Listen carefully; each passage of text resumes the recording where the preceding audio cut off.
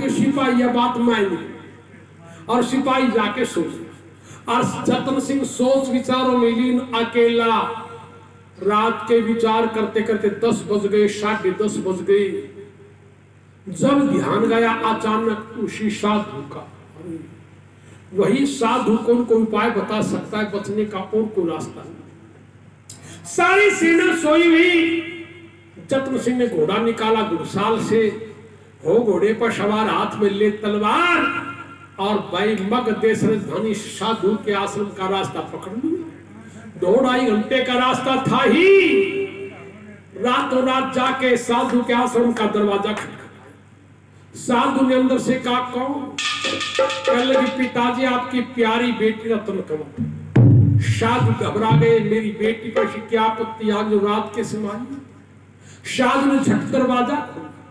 जो ही साधु ने दरवाजा खोला, लड़की रत्न कंवर मर्दाने वेश में जतन सिंह के नाम से थी, साधु के चरणों में जागी, आंसू बहाने लगी। साधु कुछ कह रहा, मेरी बेटी रात को क्यों आई? बेटी बोल नहीं रही। साधु फिर कह रहा, बेटी रात को क्यों आई?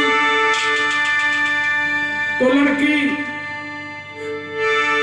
आंसू बहाती साधु के चरणों में पड़ी पड़ी कह रही, क्या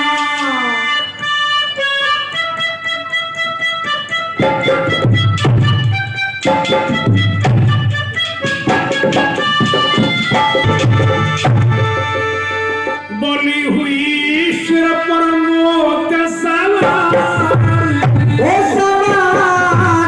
मेरे बाबा तेरी दुहाई है। हुई सिर पर मोत सवार, मेरे बाबा तेरी दुहाई है। बाबा तेरी दुहाई है, मेरे बाबा तेरी दुहाई है। बाबा तेरी दुहाई है, मेरे बाबा तेरी दुहाई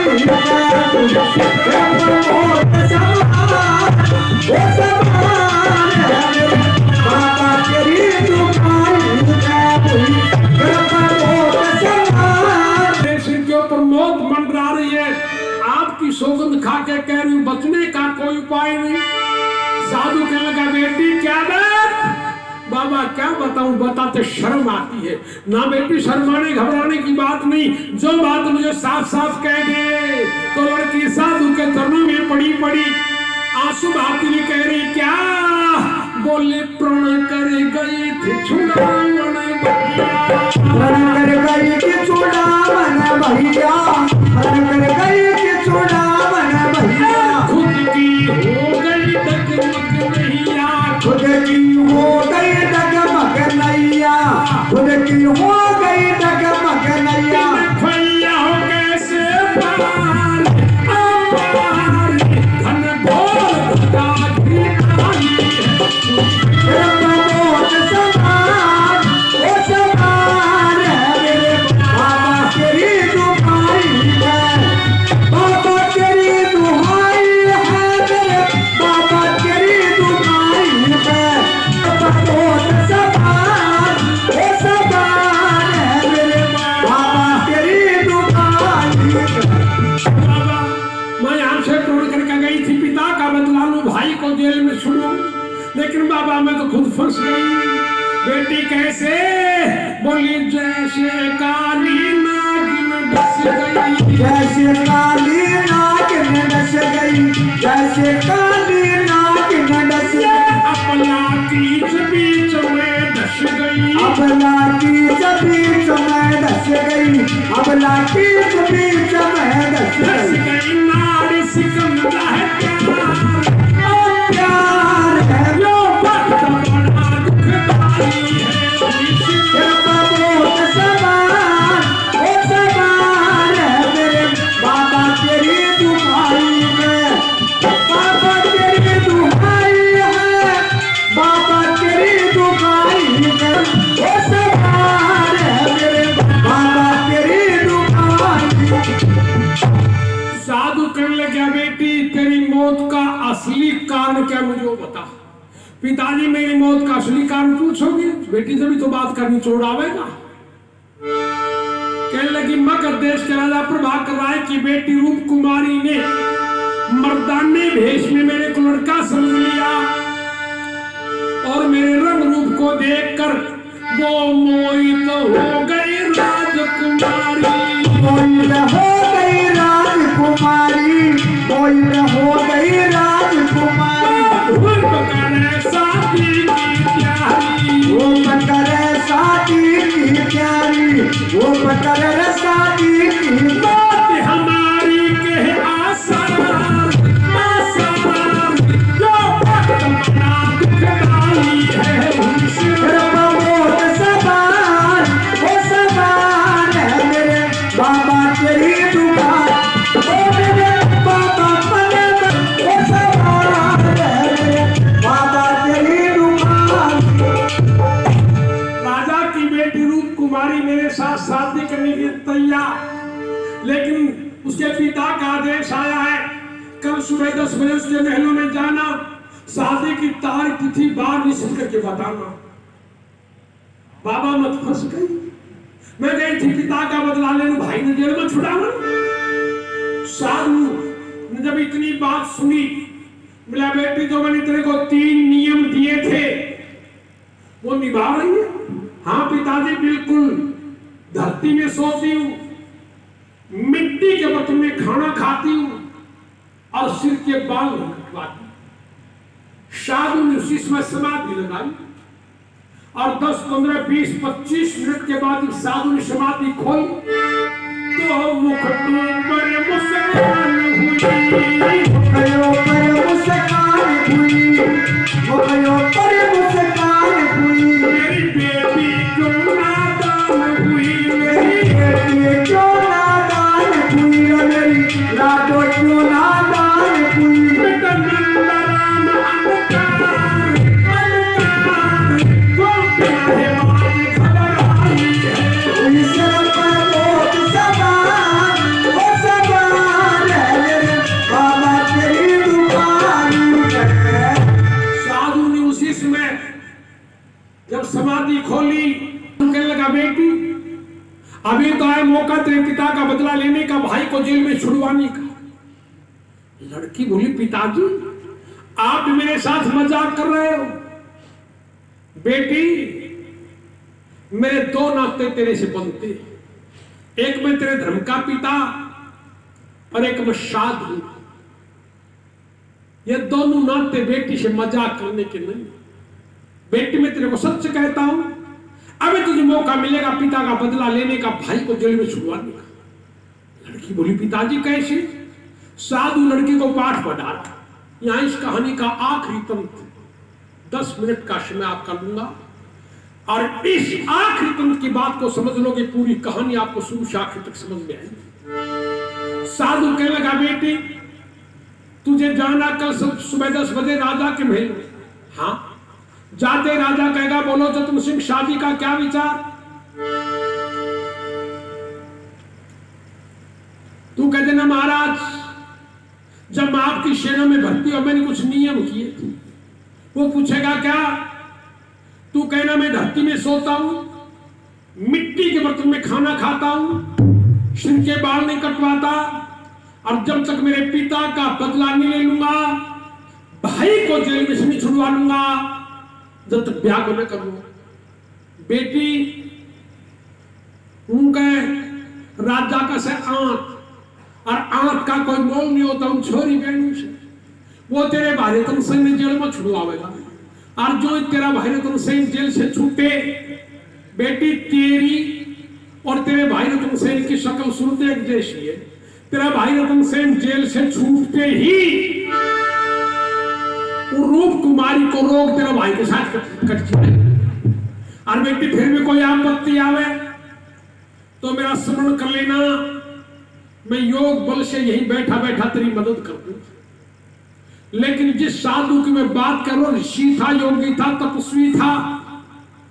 आजकल जो मोटे बाबा जी ढोलते इनके चक्कर में मत आना। और इनके चक्कर में खास करके हमारी माताएं बहनें बेटियां आती भोड़ियां विश्वास कर लेती बाबा जी से। ये झूठा बेटा देने वाले कोरी बकवास, इनको कभी इनको नजदीक मत लगने देना। आप होगी जी कैसे? एक बाबा जी गांव के बाहर गांव की बड़ी में अपना धूना लगा रखा। जेठ का महीना, बाबा जी के धूने पर राख का ढेर पड़े। एक बुढ़िया दोपहर में गई, जेठ का महीना, कड़ाके की धूप। बाबा कहने लगा, माई दोपहर में कैसे आई? बाबा घोड़िया 3, 4, 5 बार की आनी जानी हो गई, पर अब तक कोई बाल बच्चा नहीं। बाबा जी के सामने राख का ढेर पड़ा। राख उन दिन बबूत बोली। बाबा जी ने वो राख की चूटी उठाई, बुढ़िया का पल्ले बांध के। अब बोले, माई चुपचाप घर पे जाके शुद्ध पानी के गिलास में मेरे बबूत घोलकर पिला देना, बच्चा हो जाएगा। अब आप यहाँ सारे समझदार पढ़े लिखे लोग बैठे हो, देखो बाबा जी के पास बच्चा पैदा करने का कितना सरल तरीका। बाबा जी के धूने की राख की चूटी लो, पानी में घोलकर पिलाओ, बच्चा पैदा कर लो। अब अगर यूं ही बच्चे पैदा हो तो मैं आपने एक सलाह दे के जाता हूं, आप मेरी बात और की मानो ना मानो, पर यह बात जरूर मान ली कि सो तो कितनी ले। आपको ये आपकी सलाह क्या है? बाबा जी के धूने की राख की चूटी पानी में घोलकर पिलाने से बच्चा पैदा हो, तो मैं सलाह दे के जाता हूं, आप बाबा जी के धूने की राख की पोटली बांध ली और लाकर गांव में शाम लाद की पानी की टंकी में घोल अरे वीर बनी बात है, हम भी पियो तो बालक तो ही जाएगा। आंधी दुनिया कोई कुछ भी कह दे, बस बाबू पूछो ना भाई, बाबू कही विचार साधु की बात कर रहा हूं। वो ऋषि था, योगी था, तपस्वी था। बेटी को यह आपत्ति है कि मेरा समन कर लेना, योग बल से ये बैठा बैठा तेरी मदद कर दूंगा। जाके साधु ने पाठ पढ़ा दिया। लड़की रातों रात वापिस सुबह 10 बजे ठीक मगध देश के राजा प्रभाकर राय के महल जाते। राजा प्रभाकर राय कहने लगे, बोलो जतन सिंह, शादी का क्या विचार? तो जतन सिंह जो साधु ने पाठ पढ़ा के भेजा, धीरे धीरे हाथ जोड़ के, और राजा ने क्या बोला, एक एक शब्द को ध्यान से सुन लेना।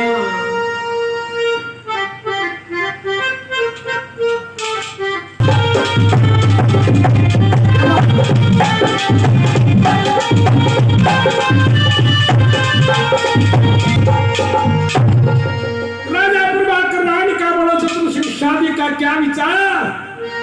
तो चतुर सिंह क्या बोला, धक धक जल रही नगरी सारी, धक धक जल रही नगरी सारी, यो मंगे मूरख डूम त्योहारी मारी, बुरे धनी के आँखी से छोटा सा बड़ी बात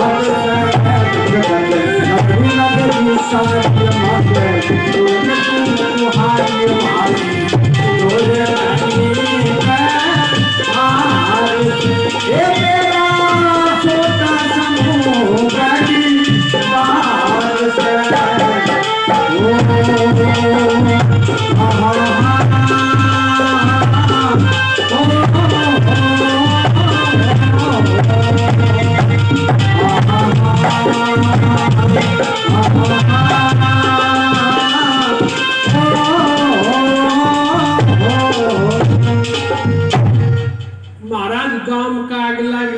तिवारी मांगे तेरो घर जुड़े, मेरो घर जुड़े पड़े, तेरे ब्याह की लाग रही। राजा ने थी गर्ज। राजा बोला, जल्दी बता के बात। बोला, कौशल के बापी राजा ने मेरा मरवाया। कौशल के बापी राजा ने पिता मेरा मरवाया। माता सती हुई भाई को पकड़ जेल भिजवाया। आया जिंदगानी प्यारी, जिंदगानी प्यारी, जिंदगानी प्यारी, पाई शीतल सर तुम्हारी शादी, किसमें तेरी करा किसे मेरा छोटा सा तुम्हारी बात से।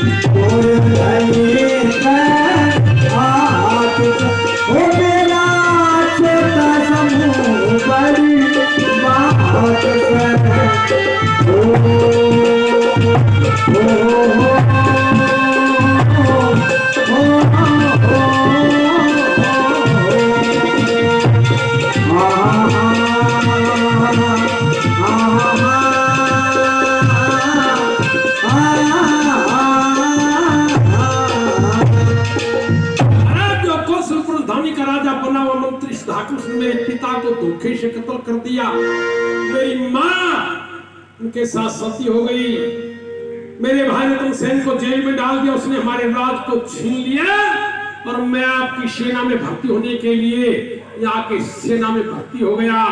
लेकिन जब आपकी सेना में भर्ती हुआ तो रोटी खाया, बोला भाई को छुड़वाना, पिता का बदला मुझे चुकाना, भाई को छुड़वाना, पिता का बदला मुझे चुकाना।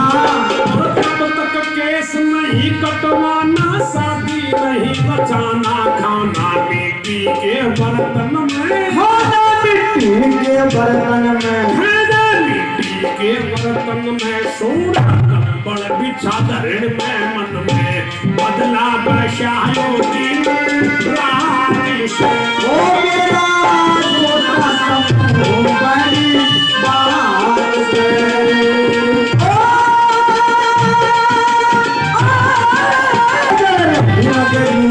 छोटा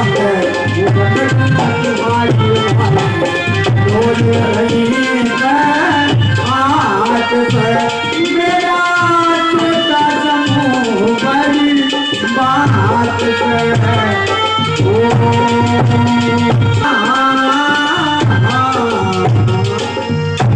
महाराज तुम आपकी सेना में भर्ती हुआ, मैंने कुछ नियम किए थे, राजा वाले जल्दी बता क्या नियम किए थे।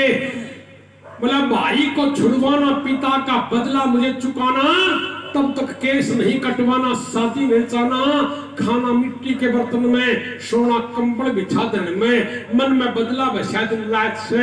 मेरा छोटा सा मुंह बड़ी बात से महाराज, मेरा मुंह छोटो बात बड़ी कहता शर्म आओ साप राजा, मैं आपके 2 पैसा को नौकर, पर जब मैं आपकी सेना में भर्ती हुआ मैंने कहा प्रण किया था कि जब तक मेरे पिता का बदला मैं धरती में सोऊंगा, मिट्टी के बर्तन में खाना खाऊंगा, सिर के बाल नहीं कटवाऊंगा, और जब तक मेरे पिता का बदला नहीं लूंगा, भाई को जेल में नहीं छुड़वा लूंगा, जब तक ब्याह को न करवाऊंगा। महाराज पर आकराय कांट लागी, बोले मैं तेरा भाई रतन सेन जेल में छुड़वा दूं तो छुड़वा तो ब्याह करवा ली, फिर नाटकों से ब्याह खाते तो भूल कहे भाई छुड़वा दूं मैं तू सजी बखेरा, ऊपर है भाई छुड़वा दो मैं तू सभी बखेरा। पत्र लिखूं तुम्हारा वसीला सब दूर करूं, अधेड़ा बेड़ा होगा हमारा, मेरा होगा पार हमारा, बेड़ा होगा पार हमारा, सारा संकट कट तुम्हारा हमारा, रक्षक मोती मेरा छोटा समूह बड़ी बात है।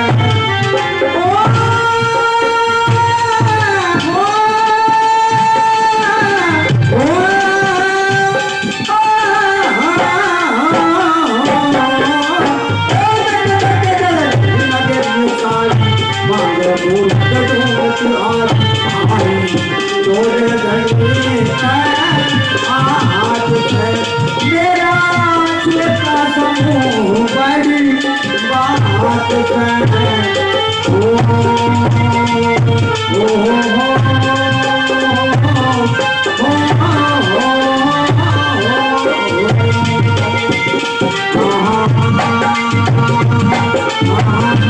बड़ी बात में अभी पत्र भेजता हूँ उस मंत्री सुधाकर के पास, तेरे भाई रतन सेन को अभी जेल से रिहा करवाता हूँ, बोले रिहा करवा लो, करवाते ब्याह करवा लूँ।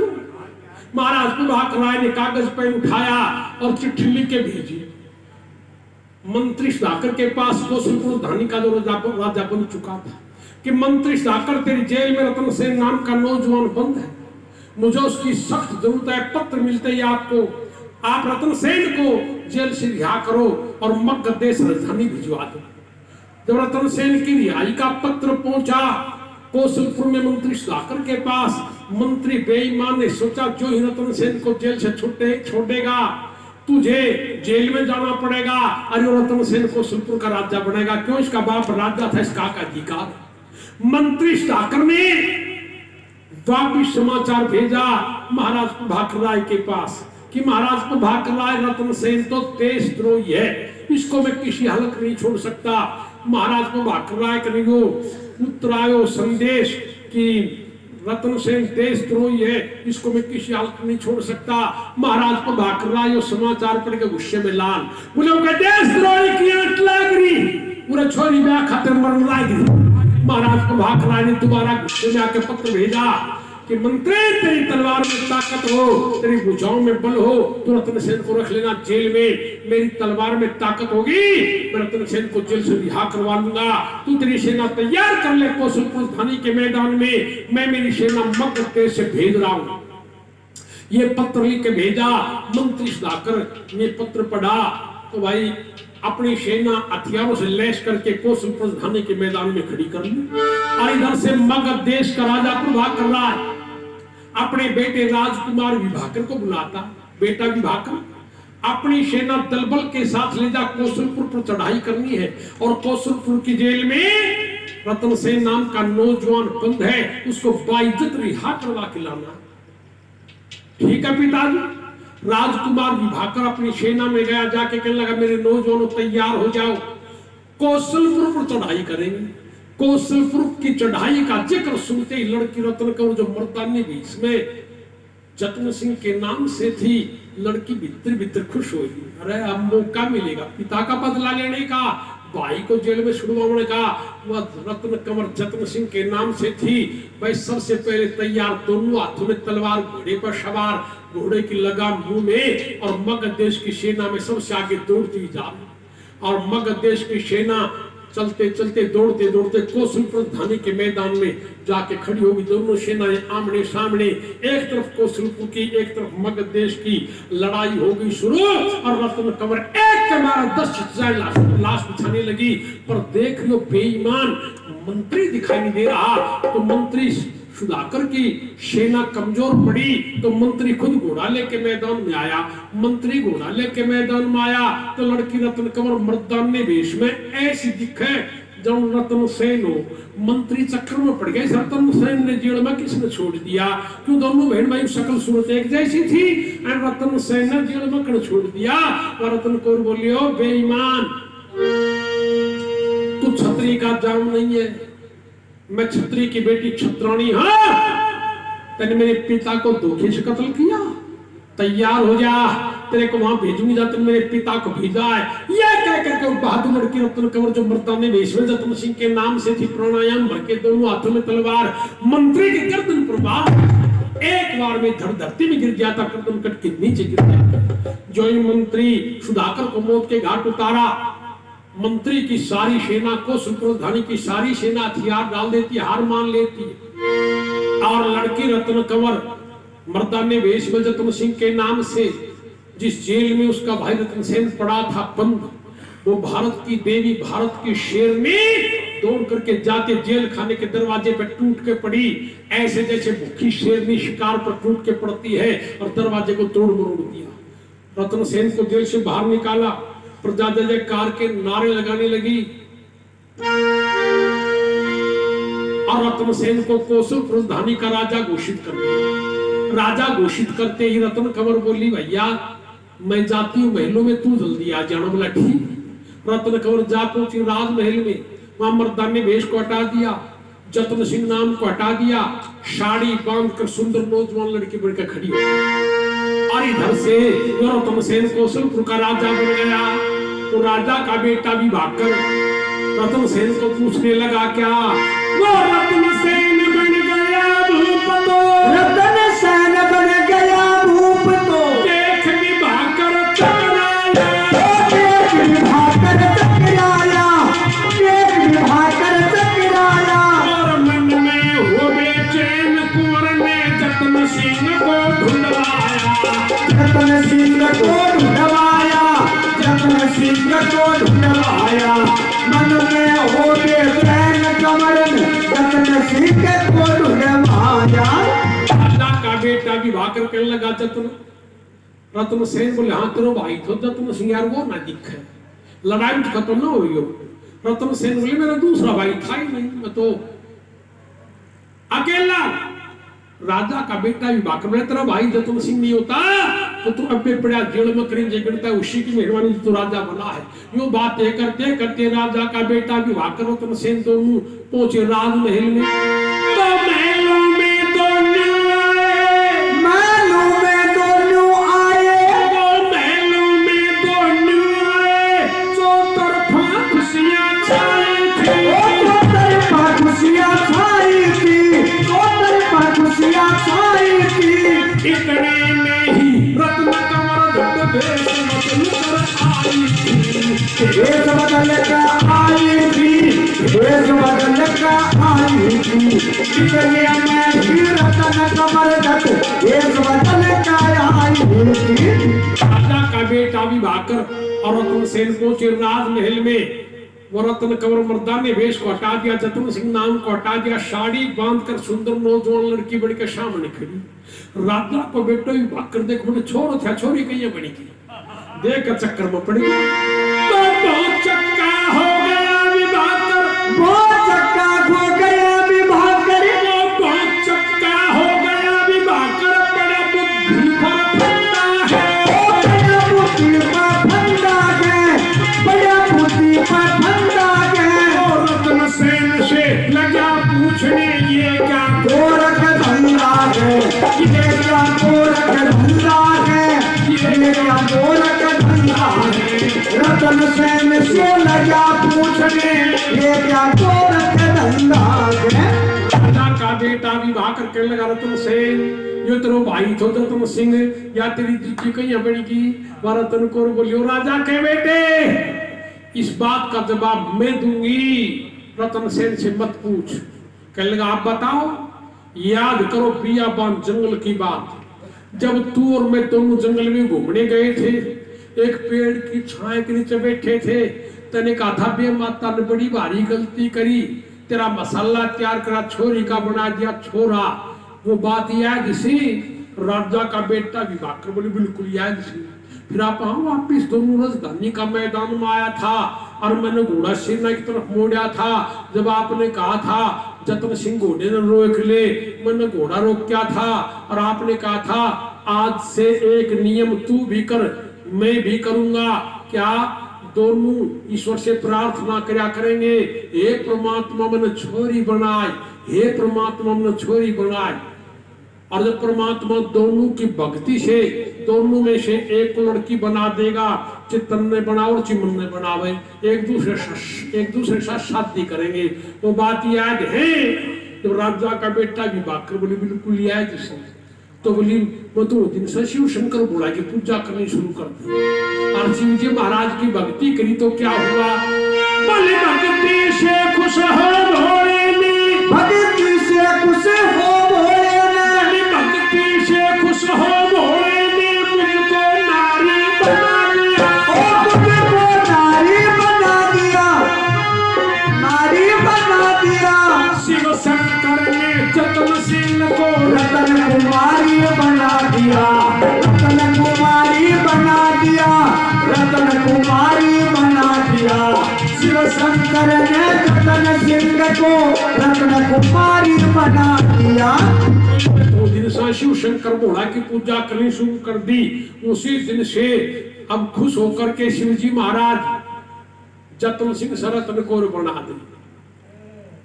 पर बात तो थी छोरी, एक बात को ध्यान रखियो, कब तड़के थम्बी घर को काम छोड़ के शिव जी का मंदिर में जा बैठो, शिव जी को फुफो थारी छोरा ही छोरी ना बना सकते, कब घर का ढूंढता पाओ थम जाओ शिव जी का मंदिर में। बात थी छोरी अपनी बात बना ले गई। राजा प्रभाकर राय को इन सारी बातों का पता चला। रतन सेन ने महाराज प्रभाकर राय को समाचार भेजा, तो महाराज प्रभाकर राय क्या करता है उससे पहले एक सूचना आपको दे देता हूं। हम ऐसे विद्वान के पुस्तक तैयार की, जिनकी इच्छा हो तो एक किताब हमने इसमें कमाई ना करके खर्चे से भी कम कीमत के ऊपर घर घर में प्रचार के लिए कि एक ऐसा विद्वान, एक ऐसा कवि, बैठो तो 2 मिनट की घटना रह गई, जो अपने यहाँ अपनी भूखी प्यासी बेटी रूप कुमारी को लेकर के और कौशलपुर राजधानी में आए, तो वहां क्या होता है, उस रत्न कमर का बिहार विवाह करो फैशन में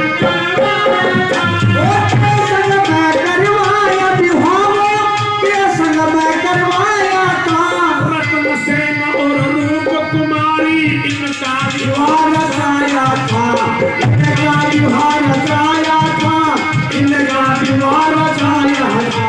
रतन सेन और रूप कुमारी इनका विवाह रचाया था। रत्न कंवर की और राजा के बेटे विभाकर की शादी हो जाती है।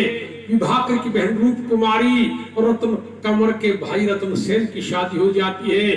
कितनी बहादुर लड़की रत्न कंवर, अरे केवल 16 साल की, उसकी सोच कितनी ऊंची, मैं पिता का बदला लूं, भाई को जेल में छुड़वाऊं। जिस देश में, जिस गांव में, जिस घर में ऐसी सोच की लड़की होगी, उस देश का, उस गांव का, उस घर का दुश्मन क्या बिगाड़ सकता है।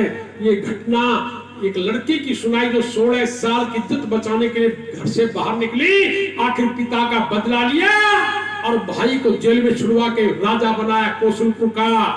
आप सज्जनों ने मेरी बातों को बड़े ध्यान से सुना और मैं अकेला बोला, आप चुप रहे।